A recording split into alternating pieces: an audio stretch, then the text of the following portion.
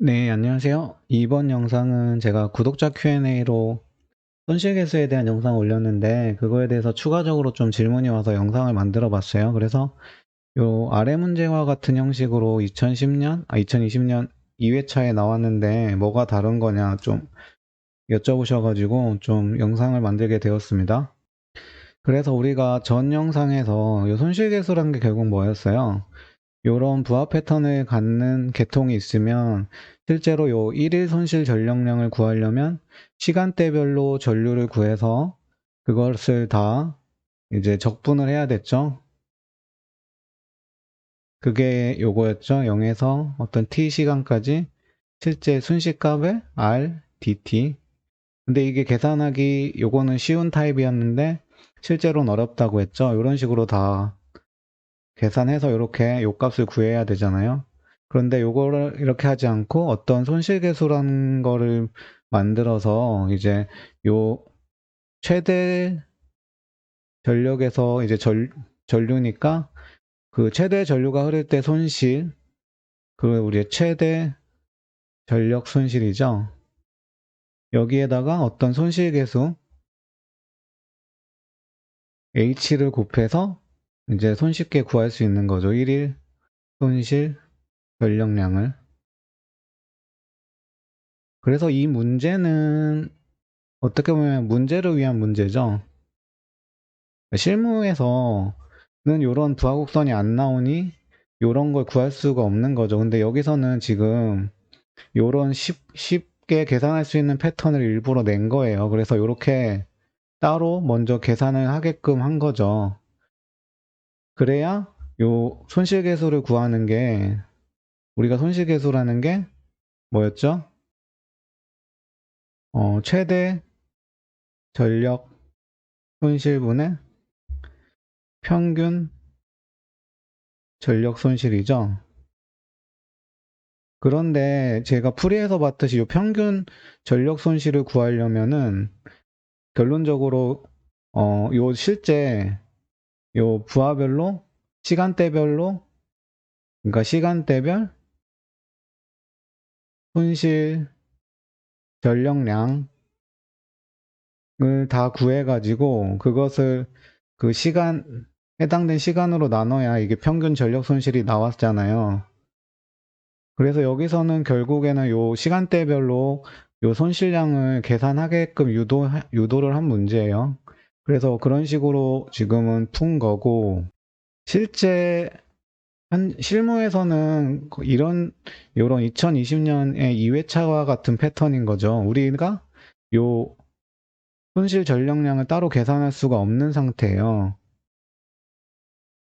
그런데 어떤 이제 우리나라 전력 계통을 보니까 어떤 뭐 계통의 전압이라든지 부하 상태, 어떤 부하 패턴에 따라서 요런 좀 정해진 손실 계수의 범위가 존재한다라는 거였죠. 한다라는 거예요. 그래서 결론적으로 우리가 실무에서는 어떤 계통의 특성이나 부하별로 정해진 어떤 손실계수의 범위값을 우리가 이미 알고 있고, 이것을 통해서 이제 최대 뭐 손실 전력을 통해서 우리가 손실 전력량을 이제 추정하는 거죠. 그래서 이런 손실계수라는 거를 이제 추정하기 위해 이제 많은 연구를 했겠죠. 그래서 이 손실계수라는 게 결국에는 어떤 부하 패턴에 따라서 이제 그 손실계수의 패턴이 나왔던 거예요. 그래서 이 손실계수라는 게 결론은 요 계통의 부하율과 관계가 있더라. 그래서 요런 관계가 있다는 게 이제 나온 거죠. 그래서 요 위에 식은 뭐 그냥 알아만 두시고 아니 그냥 뭐 무시해도 될 것 같아요. 어쨌든 요 손실계수라는 게 이런 관계가 있다는 거예요. 그래서 부하율보다는 보통 작거나 같고 부하율의 제곱보다는 컸다는 거예요. 그래서 이런 관계가 나왔고, 그리고 이런 수식이 이제 나온 거예요. 요 손실계수라는 게 어떤 부하율과 관계가 있는데 이제 어떤 상수 팩터를 알파라고 뒀을 때 알파 f 플러스 1 마이너스 알파의 f 제곱이라는 관계식을 통해서 이제 부하율만 알고 있으면 어떤 알파라는 팩터를 우리가 적용하면 손실계수를 근사적으로 구할 수 있게 된 거죠. 그래서 그 손실계수를 구하기 위한 이 알파라는 팩터가 이제 0.1에서 0.4 정도의 값을 갖는다고 해요. 그래서 이제 부하 종별로 보면 고합 부하 같은 경우에 0.3, 뭐 저합 전등은 0.3, 동력 부하는 좀 높은 0.5에서 0.6을 갖게 되고, 이제 한전에서는 실무적으로 0.12에서 0.18의 값을 갖는다고 해요. 그러니까 정리하면 실제 실무에서는 우리가 요렇게 따로 손실량을 구해서 손실계수를 구하기 위한 평균 전력 손실을 구할 수가 없는 거예요. 그래서 이렇게 부하율, 우리가 어떤 계통의 부하율은 알고 있고 그 계통이 어떤 특성인지 뭐 고합선인지 저합전등인지 어느 정도 그런 것들을 고려해서 부하 특성 요 두 개를 가지고 이제 알파를 먼저 정하는 거죠. 요 알파를 정해서 이제 우리가 부하율을 알고 있으니까 손실계수를 산출하고 이것을 통해서 우리가 결론적으로 손실 전력량을 추정하는 거예요. 실제로 어떤 부하 패턴이 있으면 우리가 요 알파라는 팩터를 적용할 때부터 어느 정도 범위값에 대해서 정하고 들어간 거이기 때문에 이게 실제 요 전체 손실량과 똑같진 않겠죠.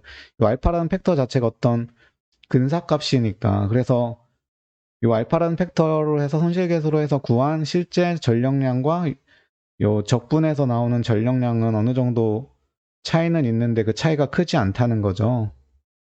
그래서 이런 식으로 전력량을 추정하는 거예요.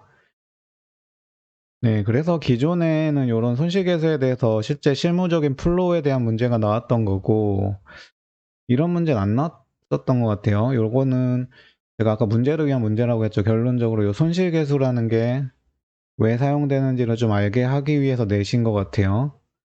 그래서 좀 헷갈리셨던 거고, 어쨌든 그래서 요 문제를 풀려면은 이제 요식 H는 알파 F 플러스 1 마이너스 알파의 F 제곱을 이용해서 그냥 계산하는 문제고, 이제 알파가 0.2, 부하율이 0.6이죠. 그래서 1 마이너스 0.2, 0.6의 제곱. 요거 하면은 뭐 0.408이 나오니까 우리가 손실계수라는 게 어떤 기간의 최대 전력, 손실 전력 똑같은 말이죠. 평균 전력 손실이죠. 그래서 요게 지금 100kW니까 우리가 구하는 건 요거죠. 요거는 이제 H 곱하기 최대 전력 손실 이걸 하면 되니까 0.408 곱하기 100kW는 40.8kW죠. 네, 어쨌든 손실계수 관련해서 부하율과 손실계수의 관계에 대한 내용의 영상은 여기까지 할게요. 그래서 기존에 이런 식으로 나왔던 게 이런 식으로 바뀌어서 내버리니까 헷갈리는 게 뭐 맞고 문제 자체도 되게 까다로웠던 것 같아요. 그래서 되게 당황하고 이제 잘 못 푸셨을 것 같아요. 어쨌든 그래서 이런 개념이다라는 걸 이번 기회를 통해서 좀 아셨으면 좋겠고 요 손실계수라는 게 결국에는 좀 어려운 개념이죠. 그래서 결국에는 우리가 실전력량을 우리가 어떤 부하의 패턴에 따라서 우리가 정하는 알파라는 팩터에 따라서 이제 추정을 하는 거죠. 실제로 실제 전력량을 계산을 못하니까 이제 추정을 한 전력량을 사용하겠다는 의미예요. 그걸 위한 게 손실계수고 그 정도로 이제 정리하시면 될 것 같고 오늘 영상은 여기서 마치겠습니다. 감사합니다. 이번 영상도 많은 분들에게 개념 원리를 통해 쉽게 이해가 되셨으면 좋겠습니다. 오늘 영상 좋으셨으면 구독, 좋아요 한 번씩 부탁드리겠습니다.